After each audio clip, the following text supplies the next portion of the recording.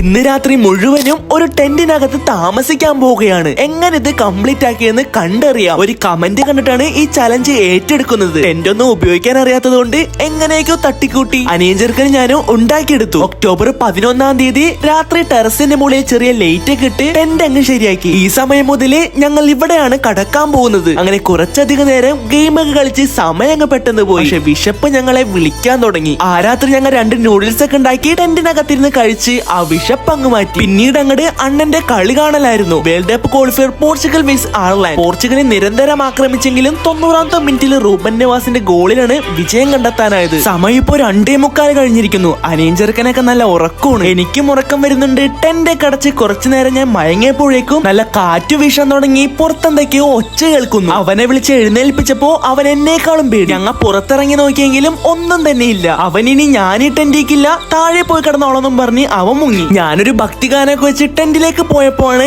എവിടെ നിന്നാ ശബ്ദം കേട്ടെന്ന് മനസ്സിലായത്. പിന്നൊന്ന് സമാധാനത്തോടെ ഉറങ്ങി 6:30 ആയപ്പോ എഴുന്നേറ്റു. അങ്ങനെ ഞാൻ ചലഞ്ച് കംപ്ലീറ്റ് ആക്കിയിരിക്കുകയാണ്. ഈ ഒരു ടെന്റ് നിങ്ങൾക്ക് ഇഷ്ടപ്പെട്ടിട്ടുണ്ടെങ്കിൽ ഇവിടെ നിന്ന് വാങ്ങിക്കോട്ടെ. ബൈ.